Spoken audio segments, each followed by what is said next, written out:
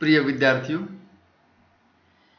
आज हम भाषा को लेकर और आधुनिक जो हिंदी भाषा है और उसकी जो परिवार है उसका और उसकी जो बोलियां हैं उसको लेकर हम चर्चा कर रहे हैं। पहले से ही पश्चिमी हिंदी की एक खड़ी बोली की चर्चा हम कर चुके हैं। आज में यह जो वीडियो है वो असल में कंप्यूटर से, लैपटॉप से बना रहा हूँ, क्योंकि उसको देखने में काफ़ी दिक्कतें आ रही थी। हालांकि विद्यार्थियों ने ऐसी कोई शिकायत नहीं की अब तक। इससे पता लगता है कि विद्यार्थी कितनी गंभीरता से इसको देखते हैं। ये तो मैंने खुद उसको देखा YouTube के वीडियो को अपने कॉलेज में जाके, कॉलेज के चैनल पर जाके, तब मुझे मालूम पड़ा कि इसकी क्वालिटी वो थोड़ी सही नहीं है। तो हम दूसरी भाषा की चर्चा करते हैं, ब्रज भाषा की। ब्रज भाषा बहुत महत्वपूर्ण भाषा है साहित्य इतिहास के दृष्टिकोण से। हमने पहले भी यह बात कही थी और हम बार बार यह चर्चा करते रहते हैं कि नाम जो पढ़ते हैं वो अलग प्रकार से और जन प्रचलन के कारण पड़ जाते हैं। ब्रज भाषा एक बोली है, फिर भी इसके नाम के आगे भाषा लगता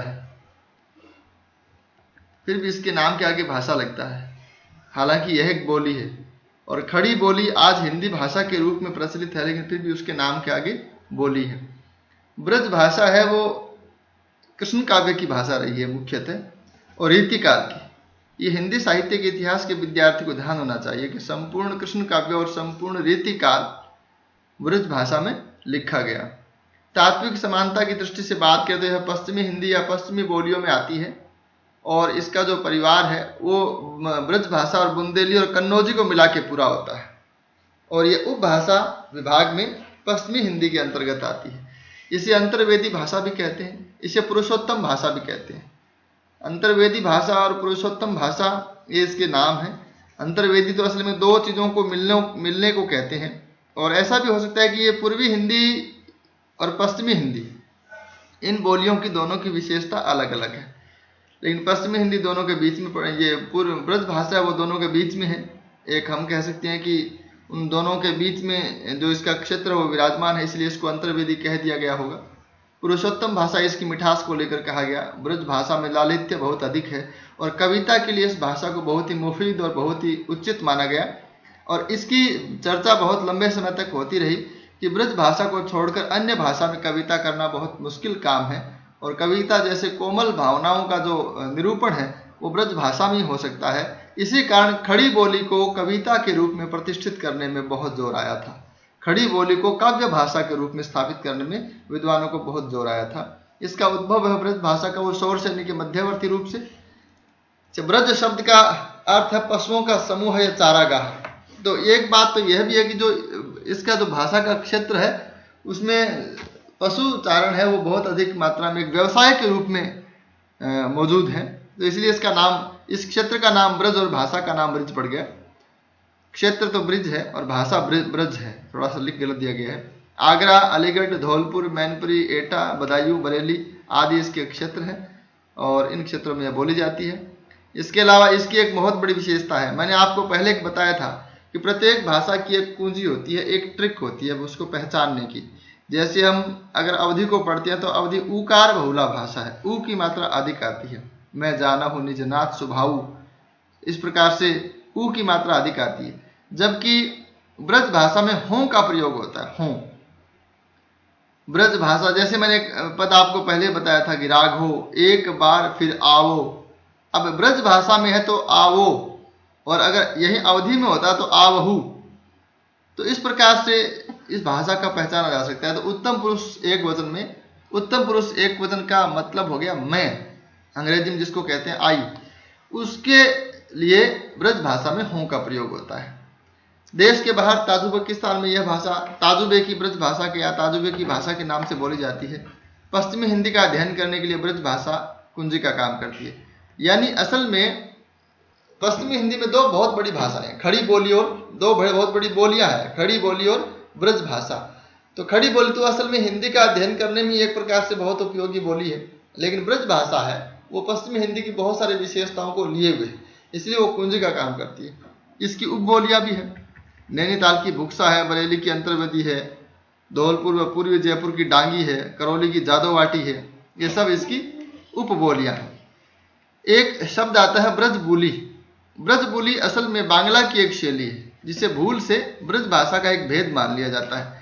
असल में इसका उल्लेख करने की आवश्यकता भी नहीं है, यह तो भ्रम निवारण के लिए कर दिया गया है कि कहीं यह नाम आपके सामने आ जाए तो आप इसको ब्रज भाषा का कोई भेद समझ बैठें, इसलिए यह सामने दिया गया है। इसके बाद में हम चर्चा करें हरियाणवी, जिसको बांगरू भी कहते हैं, जिसको जाटू भी कहते हैं। हरियाणवी और खड़ी बोली में कोई अधिक अंतर नहीं है। हरियाणवी शब्द की उत्पत्ति है वो ऐसा माना जाता है, हालांकि ये सारे अनुमान है कि हरि प्लस यान, यानी हरि का यान, भगवान श्री कृष्ण वो कुरुक्षेत्र में आए थे तो हरि का यान आने से इसका नाम हरियाण, हरियाणा हो गया।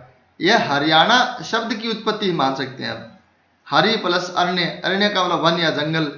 अहिर प्लस आना, अहिर यानी यादव, तो यादवों का भी बाहुल्य था।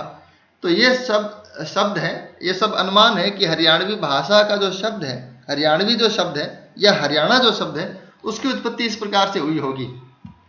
इसका उद्भव शौर सैनी के मध्यवर्ती रूप से हुआ है। हरियाणवी, खड़ी बोली, मारवाड़ी, अहिरवाटी पंजाबी से घिरी हुई है। आप देखेंगे कि हरियाणा के साथ जो पंजाब की सीमा लगती है तो वहाँ पर पंजाबी है, और मारवाड़ी राजस्थान की सीमा हरियाणा से लगती है, वहाँ मारवाड़ी है, और दिल्ली के लगती है वहाँ खड़ी बोली है। अहिरवाटी ये भरतपुर की तरफ यहाँ जो भाषा बोली जाती है वो अहिरवाटी। तो कुल मिला के ये भाषा जो है इस प्रकार की भाषाओं से घिरी हुई है। इसका क्षेत्र वो पूरा हरियाणा ही है। ये हमने लिख दिया है करनाल, हिसार, जींद, रोहतक, भिवानी, सोनीपत, पानीपत, दिल्ली का देहाती क्षेत्र, गुड़गांव तक भी हरियाणवी बोली जाती है। तो कहने का भावार्थ ये है कि असल में एक बात और भी है कि हरियाणवी के भी भेद है। हम उसकी जिस प्रकार से हम राजस्थानी और उसकी उपबोलियों का जिक्र करते हैं उतना जिक्र हम अन्य भाषाओं का नहीं करते। जैसे हमने ढूंढाड़ी का क्षेत्र देखा, हमने मारवाड़ी का देखा, हमने मेवाती का देखा, वैसे हम बार बार चर्चा नहीं करते। हरियाणवी की भी अपनी बोलियां रही होगी, क्योंकि हरियाणा मेरे बिल्कुल नज़दीक में पड़ता है, तो ऐसा नहीं है कि यहाँ सभी क्षेत्रों में एक ही बोली बोली जाती है। यहाँ के शब्दों में भी भारी अंतर मिलता है। अड़य और अणय का प्रयोग होता है, पानी को पानी और लय को अड़य बोलते हैं। तो ये राजस्थानी से इसका मेल हम कह सकते हैं इस भाषा का। इसके बाद में बात करें तो बुंदेली और कन्नौजी दो बस्ती है। बुंदेली में फिर भी थोड़ा बहुत लोक साहित्य मिलता है, कन्नौजी में तो न के बराबर साहित्य है। हालांकि प्रतियोगी परीक्षाओं में इन बोलियों के क्षेत्र वो पूछे जाते हैं, क्योंकि छोटी बोलियां हैं तो इनके क्षेत्र पूछ ली जाती हैं। तो अगर इनको, अब हमारे लिए ये किस काम का है, बीए सेकेंड ईयर के विद्यार्थी के लिए यह किस प्रकार से काम का है। बीए सेकेंड ईयर के विद्यार्थी थोड़ा सा इस प्रकार से ध्यान रखें कि अगर पूरा पश्चिमी हिंदी का विवरण आता है तो आपको बुंदेली के बारे में और कन्नौजी के बारे में भी दो दो लाइन कम से कम लिखनी पड़ेगी। अलग से मुझे नहीं लगता कि कोई बड़ा प्रश्न आएगा। बुंदेली और कन्नौजी के बारे में आएगी तो कोई 2-3 लाइन की छोटी सी टिप्पणी आ सकती है या छोटा प्रश्न आ सकता है, तो उसके लिए आपको इसको याद करना है। क्योंकि जिस प्रकार से खड़ी बोली का हमने पूरा विवरण दिया है 1-1.5 पेज में, उस प्रकार से बुंदेली और कन्नौजी का हम नहीं देंगे। क्योंकि पहली बात तो साहित्यिक दृष्टि से यह महत्वपूर्ण नहीं है और परीक्षा की दृष्टिकोण से भी नहीं है। बुंदेली, इसका क्षेत्र वो झांसी, जालौन, हमीरपुर, ओरछा, छतरपुर, सागर, नरसिंहपुर, सिवनी और भोपाल नदी है। ईसुरी नाम के एक कवि थे, उनके फाग एक काव्य शैली है, उनके बहुत बड़े प्रसिद्ध रहे। लाल कवि की एक बहुत प्रसिद्ध रचना है छत्र प्रकाश, वीर रस की रचना है ये बुंदेली में है। और लोक गाथा आला खंड बुंदेली की एक बोली बनाफरी में है। आला खंड असल में परमाल रासों का एक पार्ट है।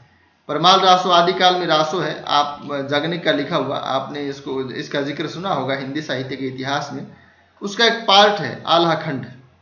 और बुंदेली की एक बोली है बनाफरी, जैसे राजस्थानी की एक बोली है मेवाती, उसी प्रकार से बुंदेली की बोली बनाफरी है। तो आला खंडा वो बनाफरी में लिखा गया है। बुंदेली का प्रभाव हो वो आपने केशव का नाम सुना होगा, कवि केशव पर भी बुंदेली का खासा अच्छा प्रभाव माना जाता है। तो ये 2-3 इनके साहित्यिक रचनाएं हैं, इनके बारे में बातें कही जा सकती है। इसके बाद में हम चर्चा करें कन्नौजी की। कन्नौजी के बारे में इतना ध्यान रखें कि इटावा, फर्रुखाबाद, शाहजहाँपुरा, पीलीभीत, हरदोई, कानपुर आदि में बोली जाती है। और ब्रज भाषा से अत्यधिक तात्विक समानता होने के कारण इसे कुछ लोग एक ब्रज भाषा का रूप मान लेते हैं। ये हमने बात शुरुआत में भी की थी कि अगर पश्चिमी हिंदी को अभी हम 2 भागों में बांटें तो एक तरफ होगी खड़ी बोली और एक तरफ होगी ब्रज भाषा। खड़ी बोली के परिवार में आएंगे दक्षिणी हिंदी और हरियाणवी, और ब्रज भाषा के परिवार में आएंगे बुंदेली और कन्नौजी।